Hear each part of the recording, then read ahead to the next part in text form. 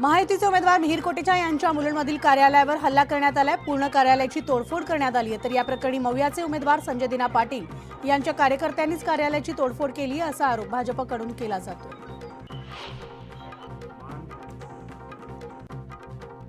मुलुंडमधील कार्यालयावरील हल्ल्यानंतर मिहिर कोटेचा यांनी संजय दिना पाटलांवर आरोप केलेत।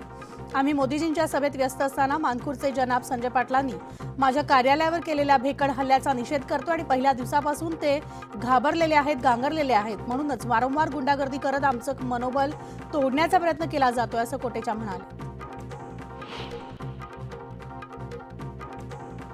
धुळे मतदारसंघामधील महायुतीचे उमेदवार सुभाष भामरे यांच्या प्रचारासाठी मालेगावात उत्तर प्रदेशचे मुख्यमंत्री योगी आदित्यनाथ यांची जाहीर सभा होणार आहे। तर यावेळेस योगींच्या सभेसाठी जोरदार तयारी देखील करण्यात आली आहे।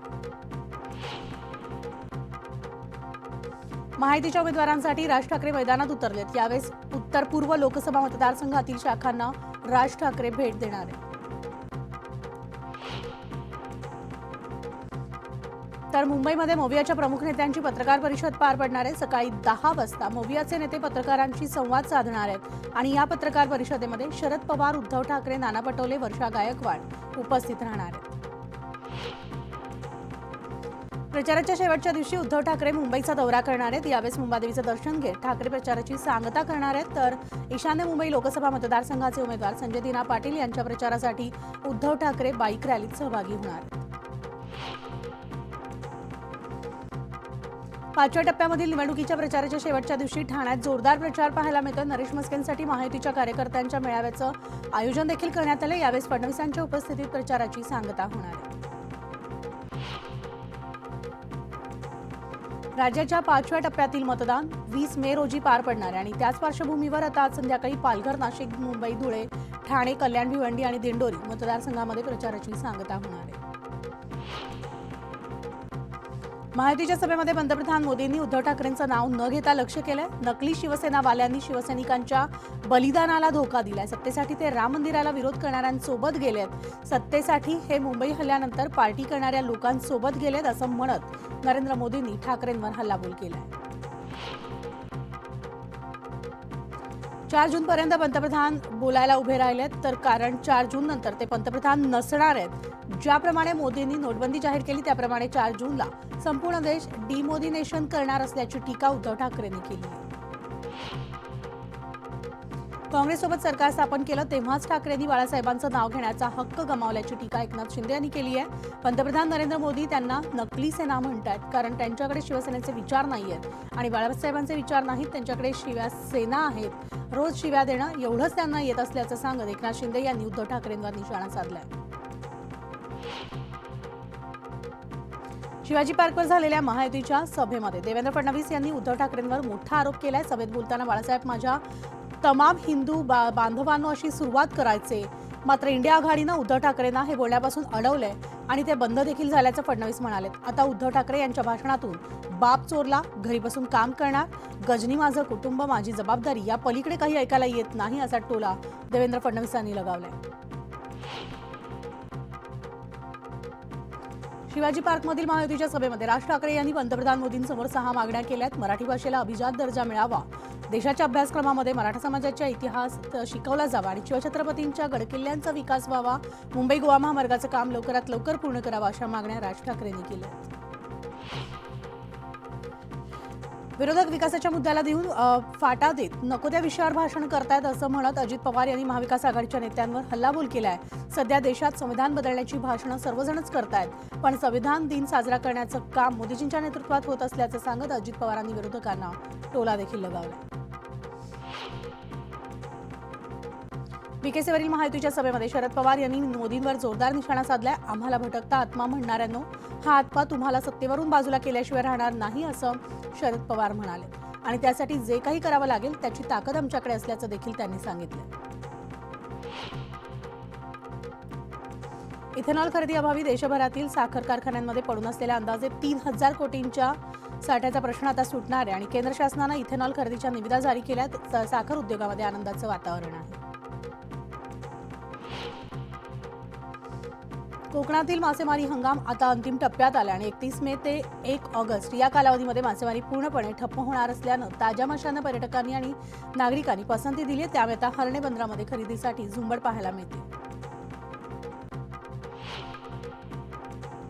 धाराशिव जिल्ह्यामधील सर्व कंत्राटी कामगारांनी एकत्र येत बेमुदत आंदोलन पुकारले। जिल्ह्यामधील 347 वीज कंत्राटी कामगार आक्रमक झाल्यानं त्यांनी अभियंता कार्यालयाबाहेर उपोषणाला सुरुवात केली आहे। तर कोराडीमधील 660 मेगावॅटचा संच बॉयलर ट्यूब लिकेजमुळे बंद पडल्यामुळे वीज निर्मितीमध्ये घट झाली आहे। 8 नंबरचा संच 14 मे पासून बंद असल्यामुळे 1900 मेगावॅट वीज निर्मितीमध्ये घट झाली आहे। नागपूर पालिका आता होर्डिंगच्या सर्वेक्षणासाठी ड्रोनची मदत घेणार आहे आणि त्याची ट्रायल सुद्धा घेण्यात आली आहे। तर 3 दिवसांमध्ये आकाश चिन्ह विभागानं 350 होर्डिंगचं सर्वेक्षण पूर्ण देखील केलं आणि त्यातील 4 जीर्ण होर्डिंग स्ट्रक्चर काढण्यात आली आहेत। मुंबईमध्ये सुमारे 400 सोसायट्यांच्या टेरेसवर होर्डिंग्स आहेत आणि आता ज्या सोसायट्यांच्या टेरेसवर होर्डिंग्स उभारण्यात आली आहेत त्या होर्डिंगच्या ऑडिटचं काय, ती सोसायटी तेवढी भक्कम आहे का, ती सोसायटी किती जुनी आहे इत्यादीचा आढावा घेऊन मुंबई पालिका तो प्रश्न जो आहे त्याविषयी निकाल लावणार। मुंबईमधील मतदान प्रक्रियेसाठी मुंबई शहर प्रशासन सज्ज झाले। लोकशाहीच्या या उत्सवामध्ये सगळ्या मतदारांनी सहभागी व्हा असं आवाहन निवडणूक अधिकारी संजय यादव यांच्याकडून करण्यात आले। 15,000 कर्मचारी तैनात करण्यात आले। तारापूर इथं उभारण्यात आलेल्या देशातल्या पहिल्या 2 अणुभट्ट्या कार्यान्वित होण्यास आता आणखी 5 महिने विलंब लागणार आहे आणि दुरुस्तीसाठी आवश्यक असलेल्या विशेष वाहिन्या इटलीतून येण्यास विलंब होत असल्यामुळे या अणुभट्ट्यांमधून वीज निर्मिती सुरू होण्यास आता नोव्हेंबर उजाडण्याची चिन्ह आहेत। आज आणि उद्या मुंबई पुणे महामार्ग 1.5 तासांसाठी बंद राहणार आहे। तर हायवेवरील ओव्हरहेड गॅटरीच्या तांत्रिक तपासणीसाठी हा ब्लॉक घेतला जाणार आहे आणि सकाळी 10:30 वाजल्यापासून दुपारी 12 वाजेपर्यंत वाहतूक बंद राहणार आहे। जुन्या महामार्गावरून वाहतूक वळवण्यात आली आहे।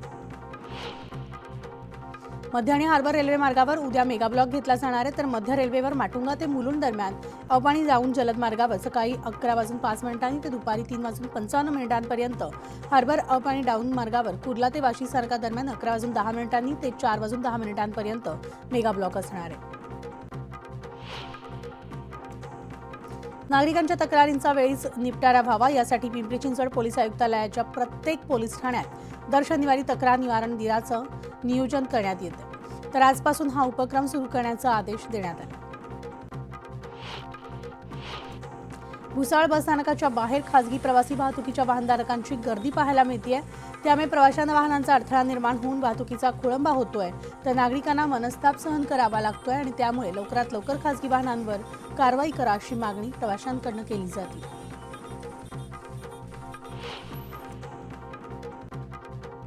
वाढत्या उष्णतेमुळे पुण्यामधील पाण्याचे स्रोत आटलेत, अनेक तलाव बंधारे कोरडे पडलेत। तर याशिवाय 16 धरणं कोरडी पडल्यामुळे नागरिकांना पाण्यासाठी वणवण करावी लागते। डॉक्टर बाबासाहेब आंबेडकर मराठवाडा विद्यापीठाशी संलग्न असलेल्या अनेक महाविद्यालयाचा परिसर दुष्काळग्रस्त म्हणून जाहीर करण्यात आलाय। त्यामुळे आता दुष्काळग्रस्त भागातील विद्यार्थ्यांची परीक्षा शुल्क माफ करावं यासाठी कुलगुरूंकडे पत्राद्वारे मागणी देखील करण्यात आली। संभाजीनगरमध्ये प्रचंड प्रमाणामध्ये नागरिकांना पाणी टंचाईला सामोरं जावं लागतंय। जिल्ह्यात सध्या 412 गावांना आणि 61 वाड्यांना 687 टँकर्सद्वारे पाणी पुरवठा केला जातोय। मात्र आता 1 दिवसाआड येणाऱ्या पाण्यामुळेच प्रत्येक घरात 1 ड्रम पाणी दिलं जातं। त्यामुळे महिलांची हंडाभर पाण्यासाठी वणवण सुरू आहे। तर आता नेत्यांनी पाणी टंचाईवर काहीतरी उपाययोजना करावी अशी मागणी सुद्धा ग्रामस्थ करतायत। जालना जिल्ह्यामध्ये पाणी टंचाईची समस्या दिवसेंदिवस अधिकाधिक बिकट होत चालली आहे। जालन्यामधील 329 गावांना आणि 75 वाड्यांना टँकरद्वारे पाणी पुरवठा केला जातो। राज्यामधील मोठ्या मध्यम आणि लघुसिंचन प्रकल्पामधून दरवर्षी 165 टीएमसी पाण्याचं बाष्पीभवन होत असल्याची आकडेवारी समोर आली आहे। सरकारच्या जलसंपदा विभागानं तयार केलेल्या पाणी लेखा परीक्षण अहवालानुसार पुण्याला 9 वर्ष तर मुंबईला 3 वर्ष पिण्याच्या पाण्याचा पुरवठा होऊ शकेल आणि एवढ्या पाण्याची वाफ होत असल्याचं स्पष्ट होतं। खरीप हंगामासाठी जिल्ह्यामधील बँकांना यंदा वाढीव 824 तर रब्बी हंगामासाठी 275 कोटींचं उद्दिष्ट आहे आणि खरीप हंगाम तोंडावर असताना आतापर्यंत वाटप झालेल्या कर्जाची टक्केवारी केवळ 6.33% इतकी असून कर्ज वाटपामध्ये अद्याप काही बँका निरुत्साही असल्याची सुद्धा वास्तविकता आहे। राज्यातील डाळिंबाची विक्री आटोपली असून यावर्षीच्या हंगामात दर्जेदार डाळिंबाला 100 रुपये दर मिळाला आणि गतवर्षीच्या तुलनेत यंदाच्या डाळिंबाला प्रति किलो 20 रुपये अधिक दर मिळाल्यानं डाळिंब उत्पादक शेतकऱ्यांना दिलासा मिळाला. चोपडा तालुक्यामध्ये मोठ्या प्रमाणावर कापूस लागवड केली जाते. याच पार्श्वभूमीवर आता कापूस लागवडीसाठी शेत तयार करून सिंचनासाठी ठिबकच्या नळ्या टाकण्यात शेतकरी सध्या मग्न असल्याचं पाहायला मिळतंय.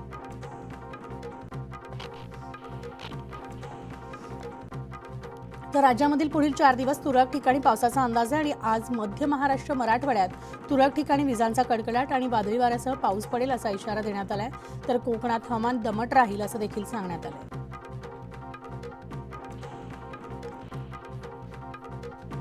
विदर्भावर ऐन मे महिन्यात पावसाचं सावट कायम आहे. आजपासून पुढील 2 दिवस विदर्भात येलो अलर्ट जारी करण्यात आला. त्यामुळे विदर्भात पुन्हा वादळी वाऱ्यासह अवकाळी पावसाची शक्यता आहे.